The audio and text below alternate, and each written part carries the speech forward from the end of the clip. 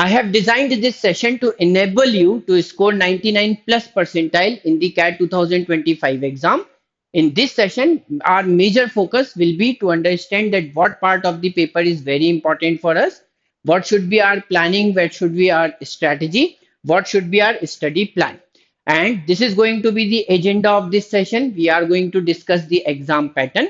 Then we will discuss that what should be our target score overall as well as section wise, and then what are the important areas where we should put in our maximum efforts, where we should put in our maximum focus. So let's move on and understand the pattern of the paper.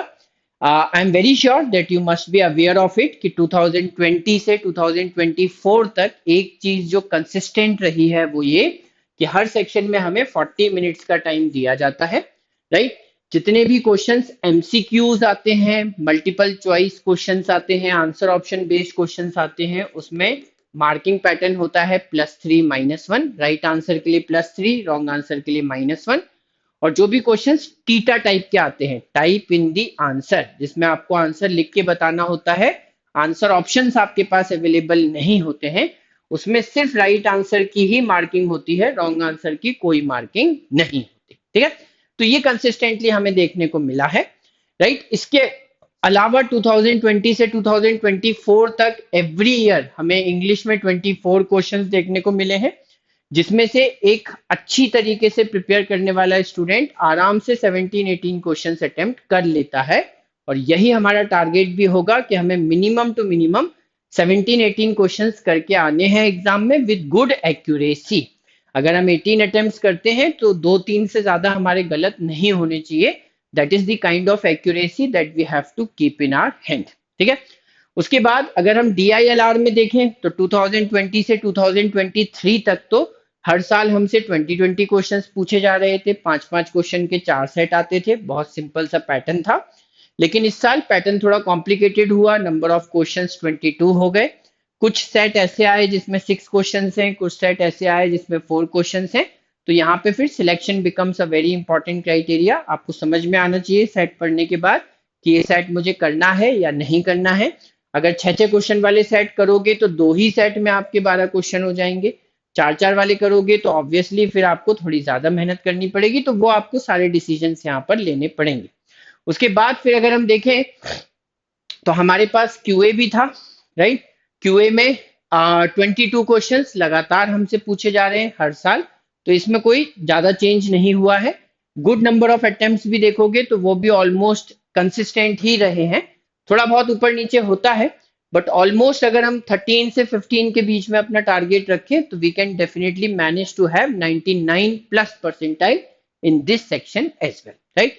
ये good attempt का मतलब यही है कि इतना अगर आपने अच्छी एक्यूरेसी के साथ कर दिया तो आपका सेक्शन में 99 प्लस परसेंटाइल आ जाए। और अगर आप तीनों सेक्शन में अच्छा परफॉर्म कर लेते हो तो ओवरऑल तो डेफिनेटली आपका बहुत अच्छा परसेंटाइल आ ही जाना है। So now we see section wise एक एक करके समझते हैं कि कौन से इंपॉर्टेंट एरियाज हैं, कहां पर हमें सबसे ज्यादा फोकस करना है।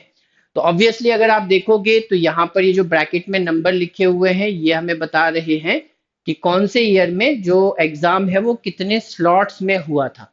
बट अक्रॉस दी स्लॉट्स हमें इंग्लिश में मतलब VARC verbal ability and reading comprehension में पेपर के स्ट्रक्चर में कभी कोई चेंजेस देखने को नहीं मिले, बिल्कुल सेम टू सेम स्ट्रक्चर रहता है।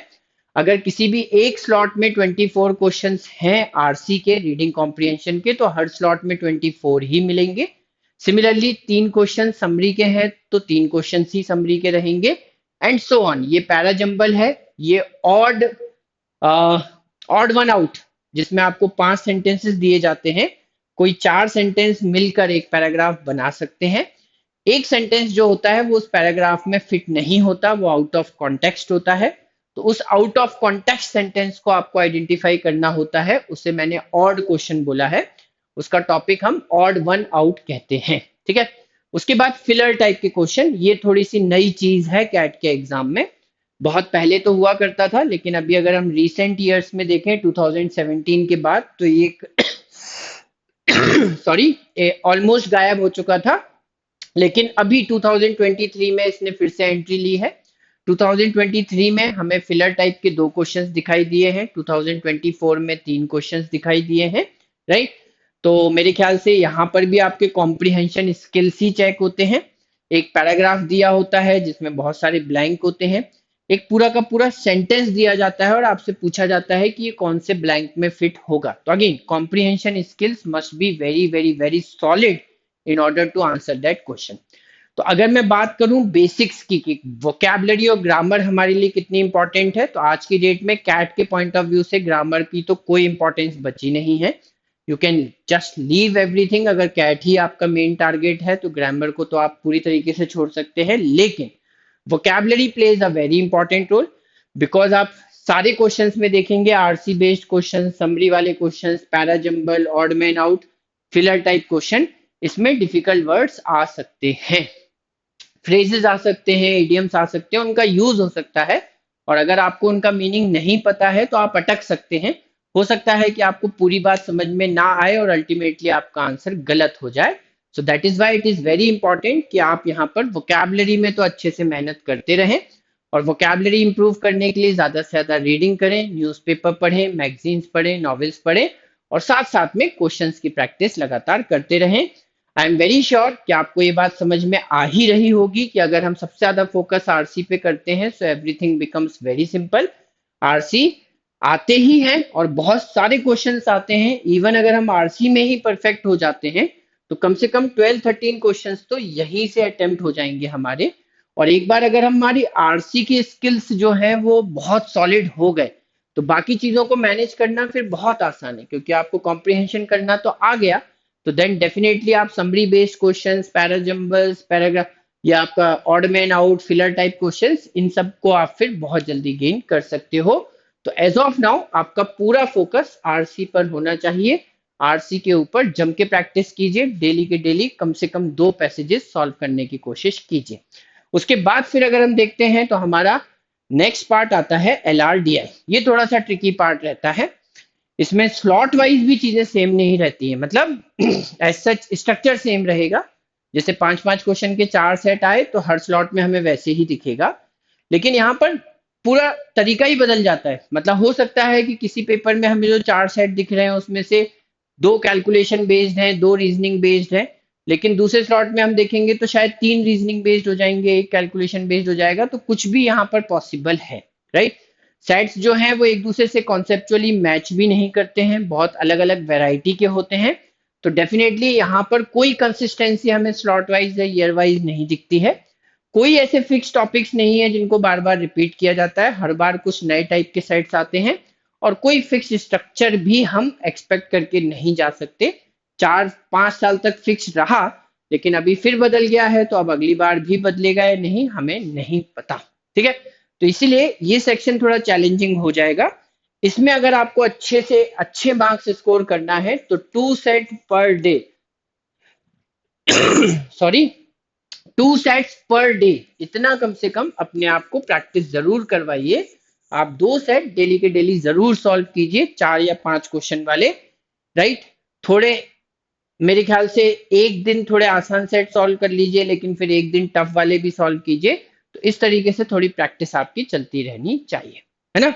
उसके बाद अगर हम मैथ्स की बात करें, मैथ्स में चीजें जो है वो थोड़ी सी ज्यादा टेंजिबल होती हैं, समझ में आ सकती हैं, क्योंकि मैथ्स में हम क्वेश्चंस को टॉपिक वाइज डिवाइड कर सकते हैं।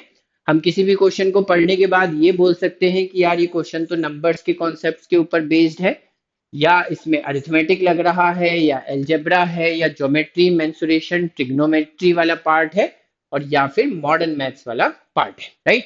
मॉडर्न मैथ्स में क्या क्या आ जाता है? मॉडर्न मैथ्स में हमारे सेट थ्योरी और वेन डायग्राम वाले क्वेश्चंस, जिसमें हमको वेन डायग्राम, सर्कल वर्कल बनाने पड़ते हैं, वो कॉमन एरिया, राइट। तो वो टाइप के क्वेश्चंस यहाँ पर आ जाते हैं। प्लस हम पीएनसी, परमिटेशन, कॉम्बिनेशन, प्रोबेबिलिटी को भी मॉडर्न मैथ्स में रखते हैं। तो ये 3-4 चीजें हैं जो कि मॉडर्न मैथ्स का पार्ट है। बाकी सब कुछ यहीं पर ही है। जैसे आप बोलोगे लॉगरिथम, सर्ट्स एंड इंडाइसेस, तो वो सब अलजेब्रा का पार्ट है, राइट। अगर आप कहेंगे कि रिमाइंडर के कॉन्सेप्ट्स, तो वो नंबर्स में आ जाएगा। Percentage, profit loss discount, SI CI, time and work, time speed distance, ये सब इधर आ जाएगा। मिक्सचर एलिगेशन, जहां पर भी परसेंट, रेशो, कैलकुलेशंस दिखे तो वो अरिथमेटिक में आ जाएगा। बाकी ज्योमेट्री, मेंसुरेशन, ट्रिग्नोमेट्री आपको पता है। And I am very sure that just after looking at this table आप इमीडिएटली आइडेंटिफाई कर पाएंगे कि मैक्सिमम नंबर ऑफ क्वेश्चंस तो यहीं पर है। ठीक है, अब जैसा मैंने बताया था कि 2017 में 2 स्लॉट हुए थे, तो मैंने दोनों स्लॉट का यहाँ पे टोटल लिखा है। दोनों स्लॉट में कुल मिलाकर राइट हमसे 26 अरिथमेटिक के क्वेश्चंस पूछे गए थे और 25 एल्जेब्रा, मतलब हम आधा आधा भी कर दें तो करीब 12-13 क्वेश्चन एक ही पेपर में अरिथमेटिक के, 12-13 क्वेश्चन एक ही पेपर में एल्जेब्रा के। राइट, सिमिलरली यहाँ भी 2 स्लॉट में हमें 27 और 20 क्वेश्चंस दिखाई दे रहे हैं, यहाँ भी 2 स्लॉट में 28 और 26 क्वेश्चंस, तो इनका वेटेज हमें हमेशा ज्यादा दिख रहा है। अच्छा, जब पेपर में 3 स्लॉट्स होना शुरू हुए, स्लॉट 1, स्लॉट 2, स्लॉट 3, एक मॉर्निंग स्लॉट में पेपर होता है, फिर आफ्टरनून में होता है, फिर इवनिंग में होता है, तो भी हम देखेंगे कि ये चीज नहीं बदली। राइट, अभी भी इनका वेटेज सबसे ज्यादा है। टोटल नंबर ऑफ क्वेश्चंस जो हैं, राइट, जब हम 3 स्लॉट की बात कर रहे हैं तो वहां से हमारे जो मैथ्स के क्वेश्चंस हैं वो सिर्फ 22 हो गए, मतलब तीनों स्लॉट मिलाकर 66, और 66 क्वेश्चंस में से आपको यहाँ पे दिखाई देगा कि बहुत सारे क्वेश्चंस जो हैं वो सिर्फ और सिर्फ अरिथमेटिक और अलजेब्रा से ही पूछे जा रहे हैं। मेरे ख्याल से 2020 और 2021 में तो थोड़े ज्यादा थे क्वेश्चंस, 26 थे आई गेस। राइट, उसके बाद फिर ये 66 होना शुरू हो गए। तो देन डेफिनेटली अगर आप देखोगे तो यहीं पर हमें मैक्सिमम कंसंट्रेशन दिख रहा है क्वेश्चंस का। राइट, सबसे ज्यादा वेटेज हमें इसी का दिखाई दे रहा है। तो बेसिकली हमें करना क्या है, हमें करना यह है कि जब हम प्रिपरेशन स्टार्ट करें तो मैथ्स में हमें सबसे ज्यादा फोकस अरिथमेटिक पे और अलजेब्रा पे कर लेना चाहिए। अगर ये दोनों चीजें हमारे कमांड में आ गई तो जितना हमें गुड अटेम्प्ट्स के लिए चाहिए वो तो इसमें से ही मिल जाए। एंड वन मोर थिंग कि अगर किसी भी बच्चे को अरिथमेटिक और अलजेब्रा अच्छे से समझ में आ जाता है तो then he can definitely understand the other part of the maths very easily. Right, ठीक है, ये दोनों बिल्डिंग ब्लॉक्स भी हैं, ये दोनों बहुत बेसिक चीजें भी हैं मैथमेटिक्स में, एक अरिथमेटिक और एक अलजेब्रा। ये दोनों चीजें अच्छे से समझ में आती हैं तो आपको नंबर्स के क्वेश्चंस भी बन जाएंगे, जीएमटी भी, मॉडर्न मैथ्स भी। थोड़ा थोड़ा पढ़ना पड़ेगा, that's it, you will be able to solve it. ठीक है, so now I hope I believe कि आप सभी लोगों को स्ट्रक्चर और इंपॉर्टेंट टॉपिक्स अच्छी तरीके से समझ में आ चुके हैं।